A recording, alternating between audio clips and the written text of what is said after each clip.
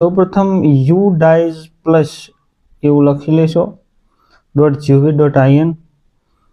એના પછી અહીંયા આપ જશો તો udice સ્કૂલ ડેટા કેપ્ચર, આના ઉપર કરવાનું રહેશે ક્લિક. ડેટા કેપ્ચરમાં જશો એટલે અહીંયા સ્ટુડન્ટ્સ મોડ્યુલ ઉપર ક્લિક કરવાનું રહેશે. એના પછી સ્ટેટ પસંદ કરવાનું રહેશે, સ્ટેટ ગુજરાત, ગો. એના પછી તમારે લોગિન કરવાનું રહેશે.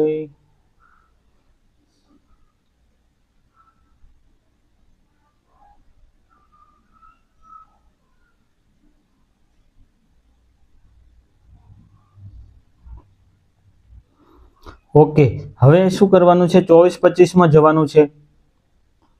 બરાબર. હવે 24-25 ગયા પછી અહીંયા હું ઝૂમ કરીને બતાવું છું કે 24-25 ગયા પછી અહીંયા પ્રોગ્રેશન એક્ટિવિટી, આ મેનુ પ્રોગ્રેશન એક્ટિવિટી ઉપર ક્લિક કરશો એટલે અહીંયા ગો કરવાનું રહેશે. ગો ઉપર ક્લિક કરીએ, અહીંયા ધોરણ સિલેક્ટ કરીએ, પહેલા ધોરણમાં અને ક્લાસ એ છે. ગો ઉપર ક્લિક કરીશ. ગો ઉપર ક્લિક કરતાની સાથે અહીંયા બાળક તમને જોવા મળશે નીચે. બરાબર ને?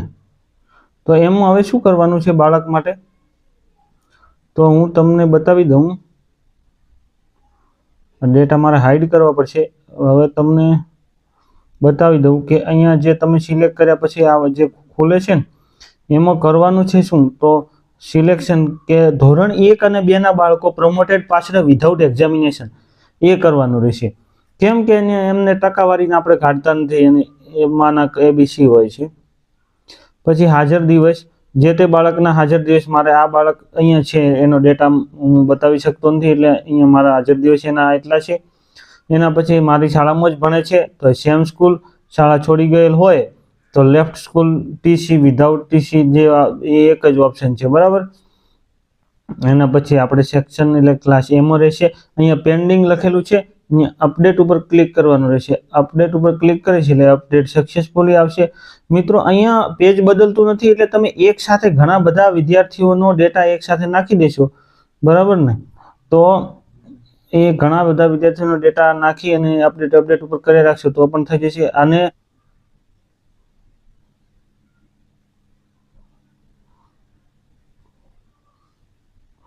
ઇન સેમ સ્કૂલ, બરાબર ને, મારી શાળામાં છે.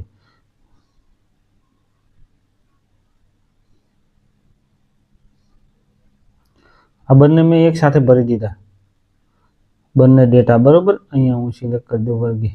જો આ બંનેના ડેટા મેં એક સાથે ભરી દીધા ને. હવે તો અહીંયા અપડેટ ઉપર ક્લિક કરું, અપડેટેડ સક્સેસફુલી.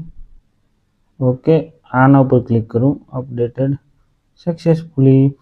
હવે બધા ડન થઈ ગયા. અહીંયા પેજ બદલાઈને બધા બાળકો ડન થઈ ગયા અને ફાઇનલાઇઝ ઉપર ક્લિક કરું છું તો એ વર્ગ progression all student A has been completed successfully ધોરણ વાઇઝ થાય છે. અહીંયા પેજમાં પેલું થાય છે. બરાબર ને? તો તમામ બાળકો અહીંયાથી તો એજ પર પેજ કરીએ ને, અહીંયા 25 બાળકો અહીંયા સાથે જોવા હોય તો 100 બાળકો કરી દો તો પેજ બદલાવાના ના રહે. બરાબર ને? અહીંથી 25 બાળકો કરી દેશો તો પણ પેજ બદલાવાના નહીં રહે.